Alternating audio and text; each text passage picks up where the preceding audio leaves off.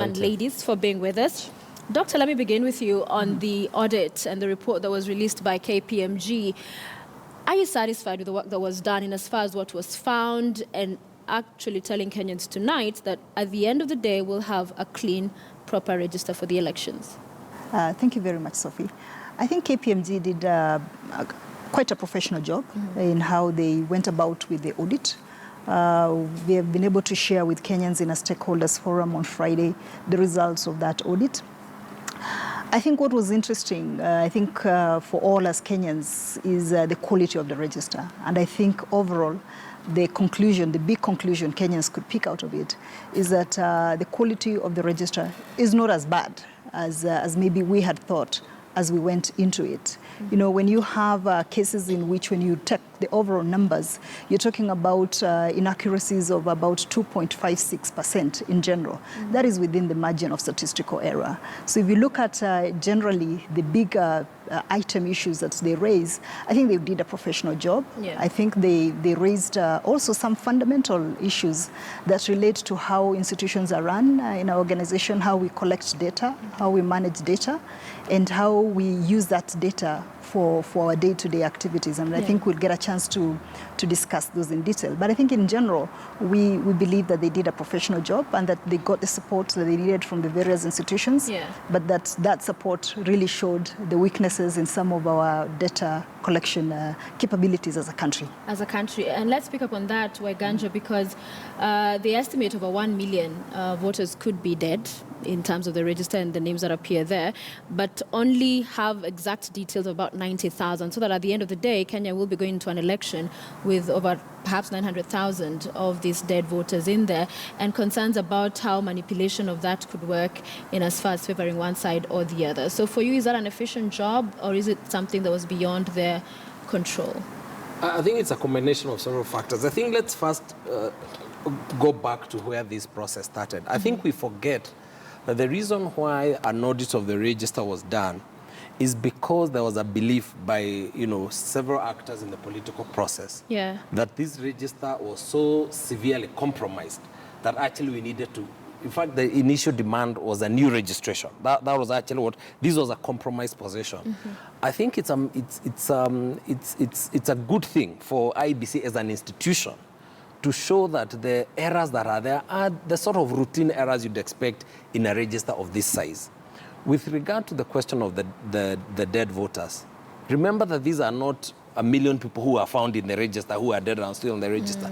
These are projections based on our death rates. And the problem, part of our problem in this country is that the system of registration of deaths is not very efficient. Probably about half of the people who pass away in this country do not enter the formal births and deaths register. And so part of the challenge is going to be, how do you ensure that you remove as many people as possible who are known to have died? And what is the process by which you do that?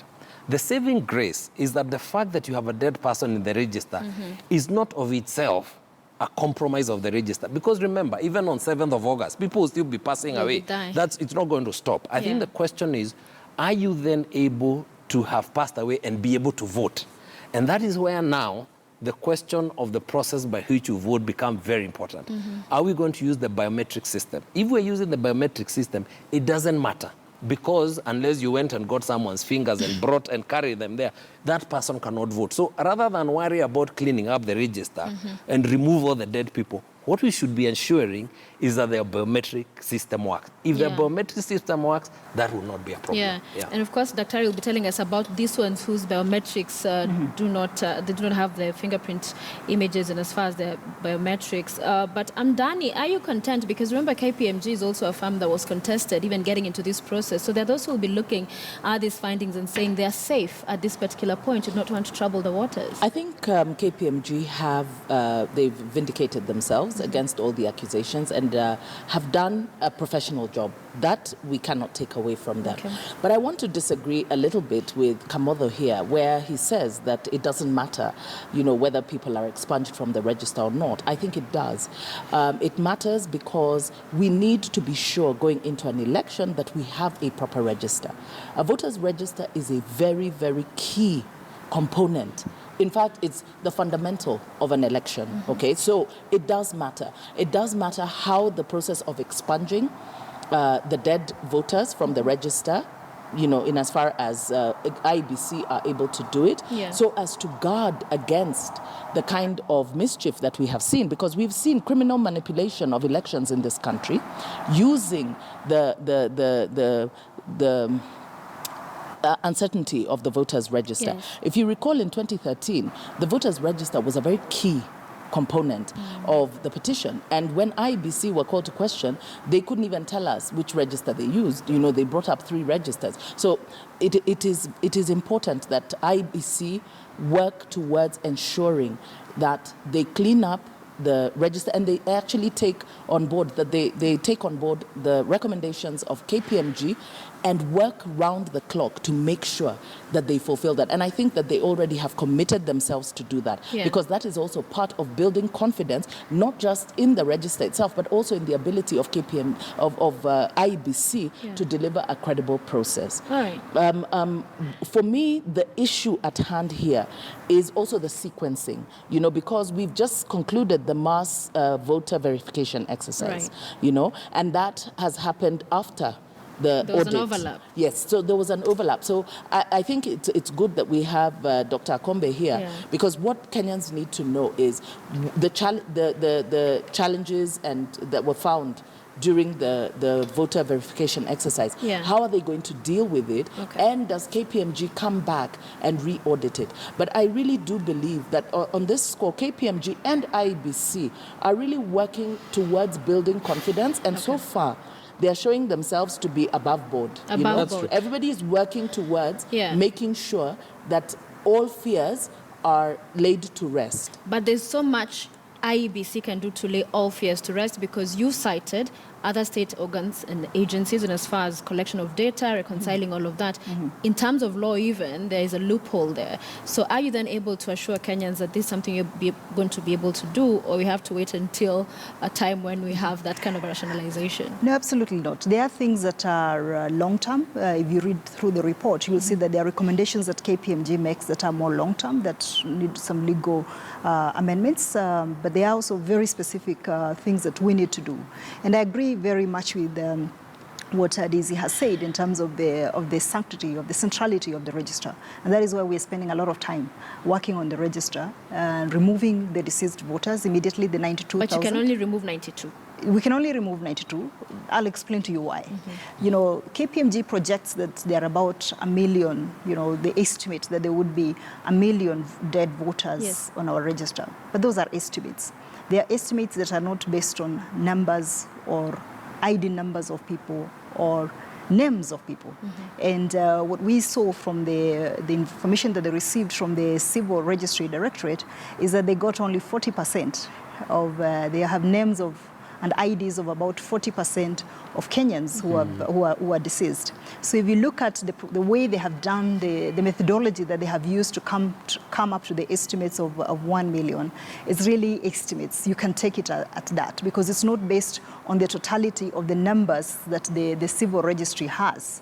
And for us as the IEBC, if KPMG or the Civil Registry comes to us with 1 million names and IDs of people, then we can be able to run them through our register and take them out.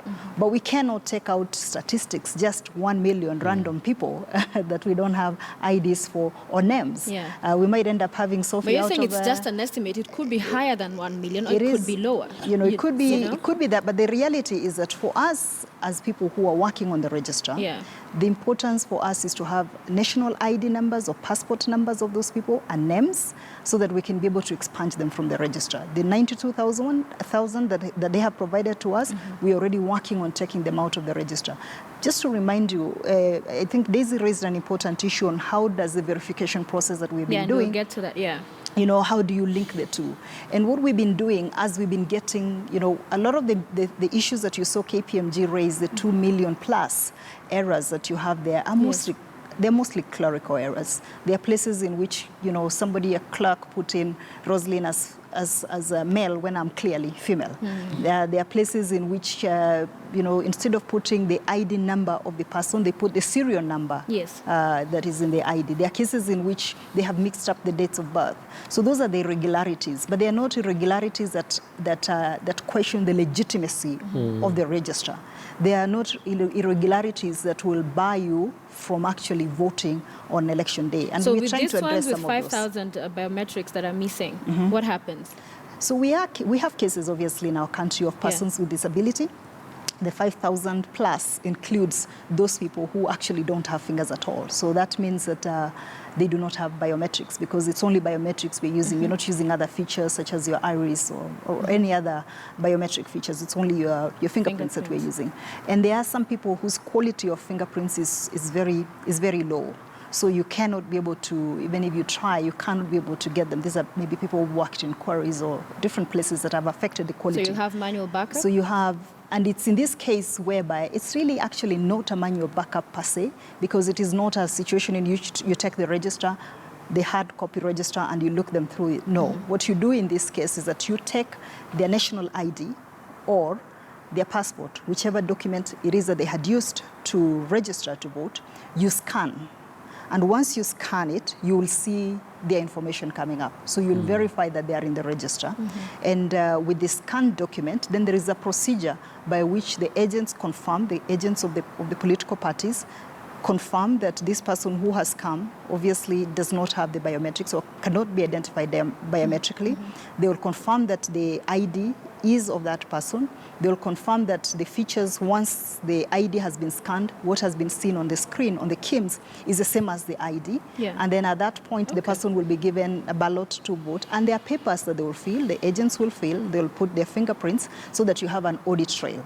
And so those are some of the measures we are putting in place to ensure that you do not disenfranchise any Kenyan, but that you also avoid any cheating that could happen in a polling station. Ganjo, are we as a country setting ourselves up, no backup, technology fails usually in many different cases. An argument was made to ensure we are purely electronic in this particular election from lessons in our history. But is it a setup of sorts in as far as things could go bad? I think the IEBC has promised us, has assured us that the sorts of systems they have are going to work. And I think we must operate on the assumption that those systems will work. And we I also think, got promises 2013. Yeah, well, not, and also I think to their credit, the system this year is a little different from 2013. Including the fact that it's an integrated system, which the 2013 wasn't.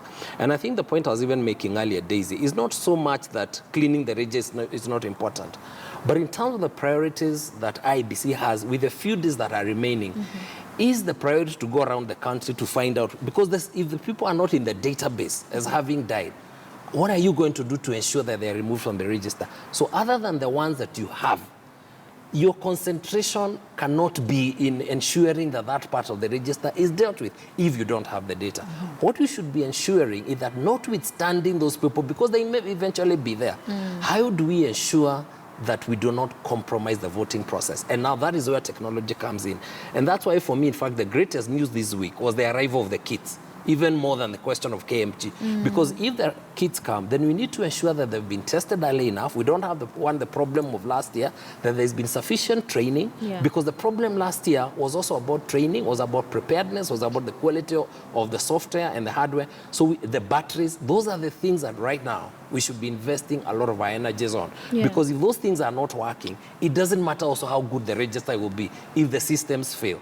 And we don't want, if we're going to have a breakdown of the system, it needs to be a breakdown which we all accept as one of those things that happen in technology. There should not be suspicion at any point that it was a pre-arranged breakup. And that is what IEBC needs to assure us, that will not be seen to happen. You had something to say? Yes, well, I agree, yes, but I also say, I think that these processes should happen concurrently. One should not override the other. I do agree that it is important that the biometric and all the other technology be in place and be properly tested. Yeah. But it is important that IEBC work towards ensuring that the issues that the audit have raised are dealt with, because that is what builds confidence. But what this audit has also brought up is that there are some of these things that are actually not under the purview of IEBC. There are other institutions, Register of Births and Deaths and all this. So IEBC is submitting the audit to Parliament. Yes. So Parliament must also move with speed to make sure that all the institutions are working together towards ensuring that we have a sound register. That, for me, if you look at other countries, if you look at countries like Ghana, countries like Nigeria, while they worked on the technology, the most central issue was the voters' register.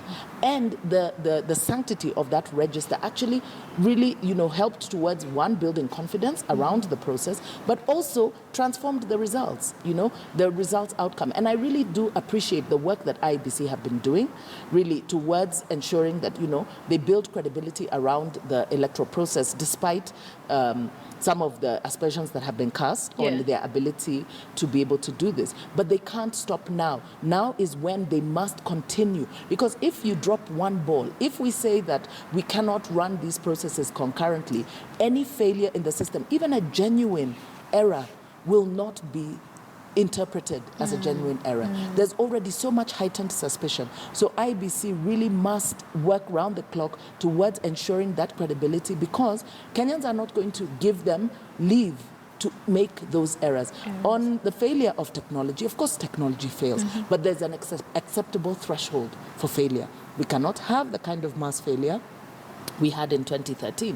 That would be unacceptable. So I really think, I want to congratulate and to encourage, Dr. Kombe and her team at IEBC, because I think they're working under a lot of pressure and very difficult circumstances, but they just have to continue and build the confidence of Kenyans and continue to engage Kenyans at all levels, so that they ensure that Kenyans understand this process well, understand, how they will be identified, the processes, how the technology will work, and that the register, talk to the people who need to get the register clean before it is certified, because there's going to be a certification process of the register. Right. So before the certification, all parties, we do not want any room for any of the political actors to raise doubt or question around any of the facilities around the electoral process, whether it's the register, whether it's the technology.